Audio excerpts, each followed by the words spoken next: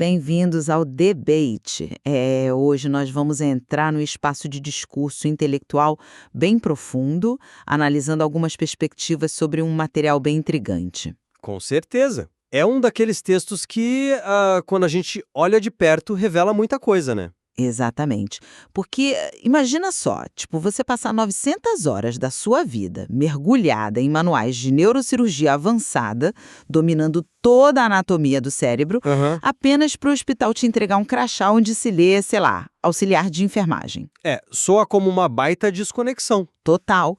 E bom, hoje a gente vai dissecar o descritivo do curso de formação de diaconisas que é oferecido pelo portal Seteado Educacional. É um material que apresenta justamente esse paradoxo fascinante, sabe? Sim. Tem um currículo teológico ali que é extremamente denso, exigindo um nível acadêmico formidável, mas para um cargo que a própria instituição admite ter uma base bíblica incerta. E olha, o texto base é incrivelmente transparente sobre essa incerteza. Ele afirma, assim com todas as letras, que a Bíblia não é clara sobre o papel da mulher nesse ofício específico de diaconisa. O que nos leva à questão central da nossa discussão aqui. Quando a gente olha para a estrutura real deste curso, o que está acontecendo na prática, né? Uhum. Eu vou argumentar que o material, ao exigir uma grade curricular tão profunda, acaba construindo a fundação inegável para um cargo formal de liderança eclesiástica e autoridade teológica feminina, e acaba ignorando a ambiguidade histórica do título. Entendo, mas eu leio as evidências de outra forma. Eu defendo que o texto é intencionalmente cauteloso, sabe? Ele mantém a função como um papel de auxílio prático que captura bem a essência do termo grego diaconos e reflete essa modéstia na própria estrutura de curso livre, não formal, que é desenhado para instrumentalizar o serviço, não para otorgar poder. Bom, então vamos olhar diretamente para os números, né? E as disciplinas que compõem essa fundação. O material não propõe seminário rápido de fim de semana sobre visitação hospitalar. Não, definitivamente não. Estamos falando de um programa de 900 horas, dividido em 12 matérias rigorosas. A aluna precisa dominar disciplinas como exegese bíblica, hermenêutica, homilética, eclesiologia e história da igreja cristã. É uma carga pesada. Muito pesada. E é fundamental a gente entender o peso disso. Exegese e hermenêutica não são matérias de leitura passiva, né? São as ciências de extrair e interpretar o significado original dos textos sagrados. Certo. Homilética é a arte da pregação, a estruturação retórica de um discurso para persuadir e guiar uma congregação. Quer dizer, quem tem a caneta para interpretar o grego e a técnica para pregar essa interpretação, detém um mecanismo central do poder clerical. Mas será que detém mesmo? Eu acho que sim.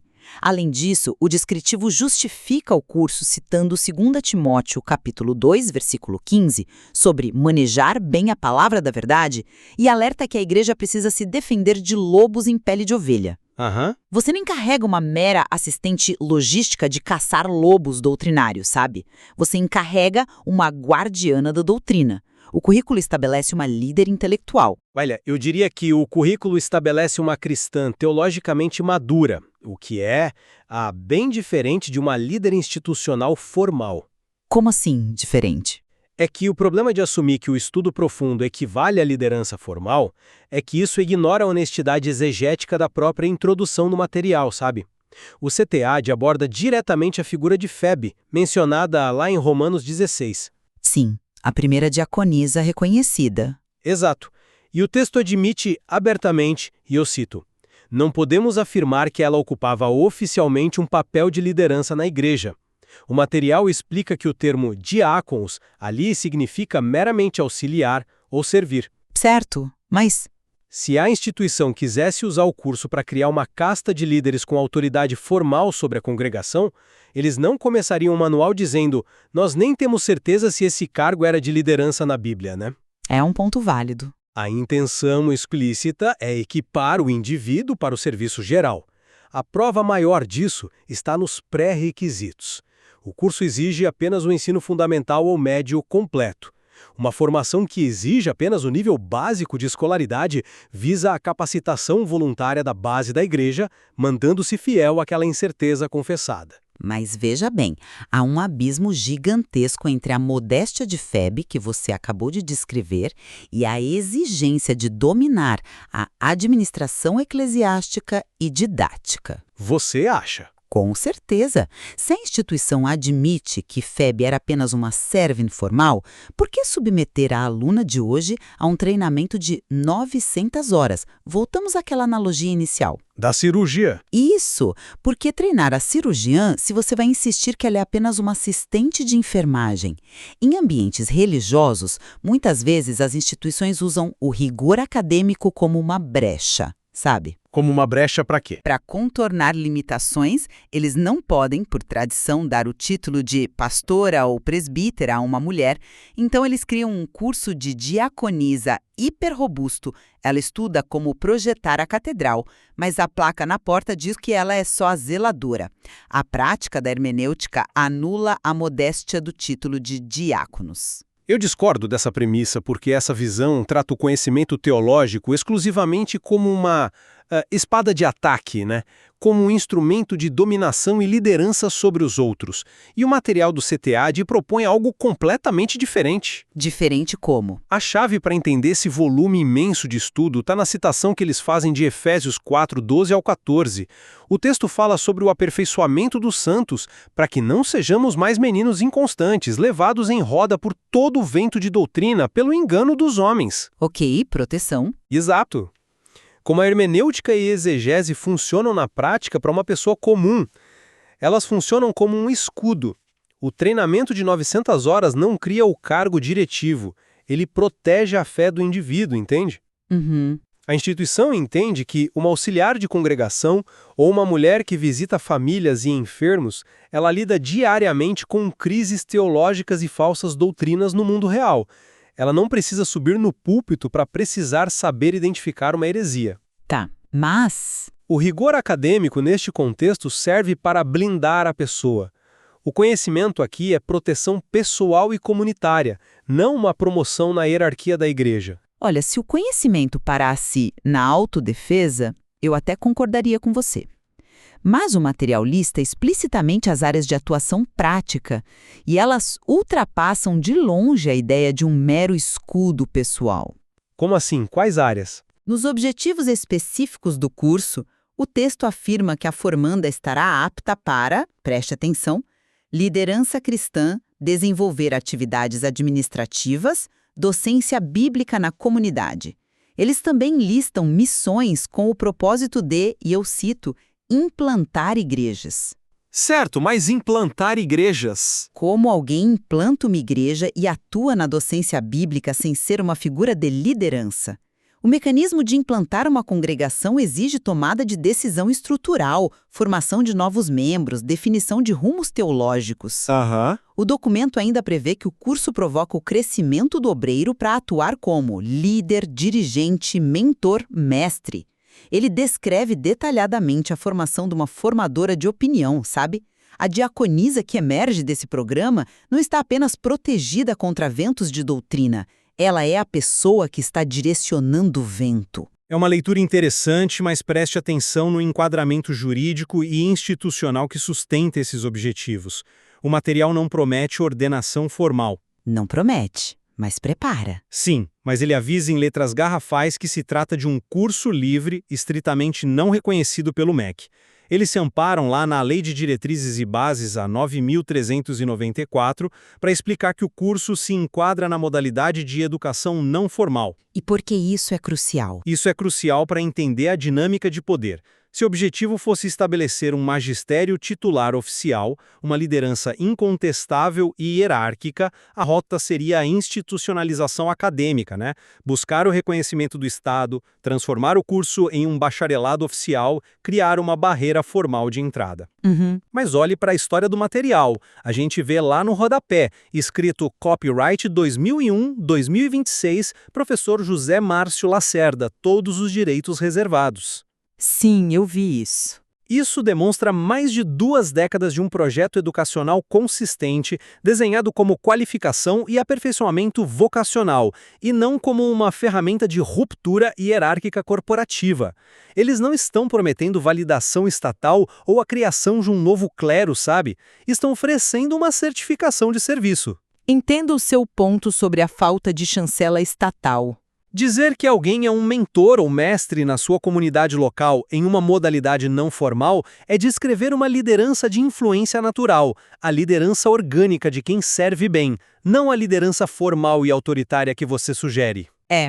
Mas a falta de reconhecimento do MEC não diminui a autoridade interna dentro da cultura evangélica ou protestante, né? Na verdade, no universo eclesiástico, a chancela interna de um curso teológico focado na doutrina tem um peso prático imensamente superior ao carimbo do Ministério da Educação. Isso é verdade, o peso interno conta muito. E o próprio texto deixa claro quem valida esse currículo, elevando a diaconisa ao mais alto patamar da estrutura da igreja. O material diz explicitamente, olha só, todo obreiro, bispo, pastor, evangelista, presbítero, diácono, missionário, pastora e auxiliares da obra de Deus devem fazer esse curso. Certo, ele recomenda para todos. Pense no impacto sociológico dessa exigência. A instituição coloca a formação da diaconisa na mesma prateleira, sob a mesma exigência pedagógica e necessidade espiritual que é de um bispo. Sim, mas Se o curso contém exatamente o arsenal teológico que um bispo precisa para governar e não ser enganado, e a diaconisa passa por esse mesmo crivo rigoroso, a autoridade teológica dela é implicitamente igualada. O material destrói a ideia de que ela é uma ajudante periférica, quando diz que ela precisa da mesma exegese que o pastor principal. Olha, eu concordo que o material iguala a necessidade de educação, mas a direção desse nivelamento é inversa à que você está propondo. Como assim, inversa? A exigência não pega a diaconisa e a eleva ao trono governamental do bispo. Pelo contrário, ela pega a teologia complexa, que historicamente ficava restrita ao topo da pirâmide, e entrega para a base. Ah, entendi. O texto diz que o objetivo é o melhoramento do obreiro do Senhor, tanto aquele considerado de menor desempenho até o mais elevado. E o mecanismo de entrega do curso evidencia muito isso. É um ambiente virtual de aprendizagem, um AVA. Sim, educação à distância. Exato. É EAD estruturado com vídeos, fóruns e chats para quem tem apenas o ensino fundamental. Isso pulveriza o acesso, né? O que costumava exigir a mudança física para o seminário tradicional, caríssimo às vezes, agora está disponível para auxiliar da congregação. É uma democratização, de certa forma. Quando a sessão de aconselhamento pastoral fala sobre confortar famílias e evangelismo fala sobre levar esperança, nós estamos falando do serviço de linha de frente, sabe? Do chão de fábrica da igreja. A teologia profunda ali não visa criar uma elite de líderes, visa instrumentalizar a base para que o trabalho de diáconos seja feito com máxima excelência intelectual, sem depender da estrutura superior para cada dúvida que surgir. Tá, mas se a intenção é apenas instrumentalizar o chão de fábrica e pulverizar o acesso, como você explica a obrigatoriedade de um TCC, o trabalho de conclusão de curso, ou a entrega de um portfólio para cada uma das matérias? É uma métrica de avaliação, ué. Sim, mas o método de avaliação revela a verdadeira intenção do ensino. Um curso focado apenas em proteger a fé ou repassar informações básicas usaria apenas provas de múltipla escolha, né? Não necessariamente. A exigência de um TCC força a aluna a estruturar pesquisa, aplicar metodologias e, mais importante, formular pensamento teológico original.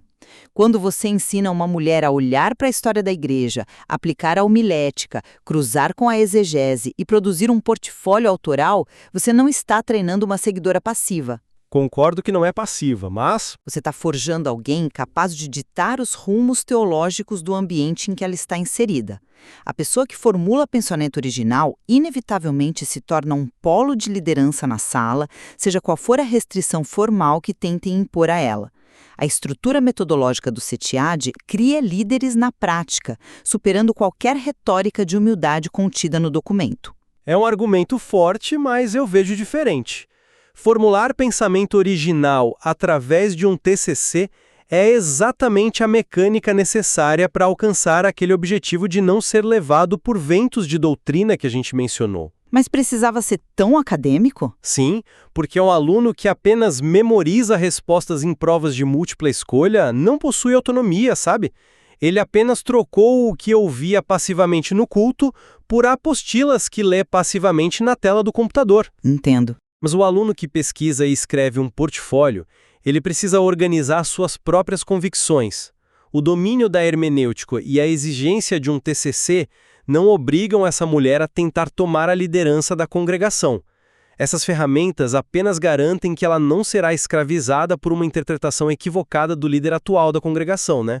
É um ponto fascinante. A genialidade desse modelo não formal não é a construção de poder, mas a construção de autonomia intelectual dentro do serviço.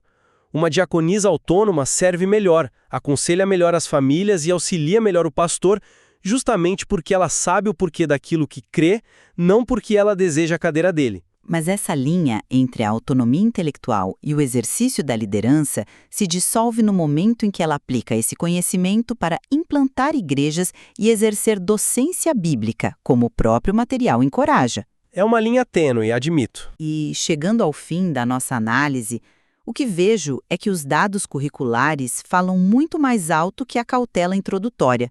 Uma matriz de 900 horas, que passa por eclesiologia e ética cristã ministerial, culminando em TCCs, inegavelmente dota a diaconisa com o arsenal completo da liderança formal cristã. A confissão do texto sobre a indefinição do papel de Febe, lá em Romanos 16, parece quase uma formalidade para apaziguar os mais tradicionais, sabe? Porque, na prática, ao instruir essa aluna a caçar heresias e construir conhecimento exegético independente, a instituição garante que ela saia do curso não apenas como uma ajudante, mas como uma autoridade teológica moldada pelo mais estrito rigor acadêmico. E o que eu observo em contrapartida é uma maturidade notável na forma como o curso lida com as tensões da teologia prática, né? O material respeita a ambiguidade bíblica ao manter o ofício atrelado à ideia de diáconos e reforça isso ao adotar o status de curso livre não formal. Sim, o aspecto legal é claro. As décadas de registro de direitos autorais que a gente viu apontam para um modelo de educação focado na vocação e na descentralização do saber, exigindo apenas o nível básico de ensino. Quer dizer, é para todo mundo. Acessível, de fato. Ao utilizar um ambiente virtual de aprendizagem, o foco real é pegar a teologia densa e transformá-la em ferramenta de uso diário para a base da igreja. O TCC e a exegese servem para blindar a fé e aprimorar o atendimento à comunidade. O objetivo não é romper com a estrutura e criar novas hierarquias clericais, mas sim garantir que o serviço de auxílio seja feito com autonomia, solidez e profundidade. Sabe, apesar da nossa discordância sobre o destino final desse treinamento, se ele gera uma liderança diretiva disfarçada ou uma servidão blindada, há um reconhecimento mútuo aqui. Com certeza. O material representa um compromisso profundo com a ideia de que a educação teológica rigorosa não deve ser um clube exclusivo. A decisão de oferecer matérias complexas como a hermenêutica de forma estruturada, através de uma plataforma digital para pessoas com ensino fundamental, é um atestado de que a educação intensiva é vista como a resposta definitiva contra o engano e a superficialidade nas comunidades. O esforço de descentralizar o conhecimento é evidente, né? Quando uma instituição pega temas como a história da igreja cristã e a exegese e cria caminhos acessíveis para que auxiliares da obra dominem essas áreas, ela eleva o nível intelectual de toda a comunidade. Exatamente. Esse modelo de educação à distância tem o poder real de reescrever quem detém as ferramentas de interpretação sagrada no longo prazo. O que nos deixa com uma provocação fascinante sobre a natureza das instituições e do conhecimento. Afinal, o que define o ofício de alguém? É a placa na porta ou é a capacidade estrutural que ela carrega? É a grande questão. Quando uma instituição injeta 900 horas de conhecimento acadêmico avançado na fundação de um papel voltado ao serviço, a estrutura inevitavelmente ganha proporções maiores do que o título sugere. Há muito a ser explorado sobre como as ferramentas metodológicas transformam o papel das diaconisas hoje e na igreja primitiva. Agradecemos por acompanharem mais esta análise de perspectivas. Foi um ótimo debate. Continuem examinando as estruturas e continuem buscando as engrenagens escondidas sob a superfície dos materiais. Até a próxima!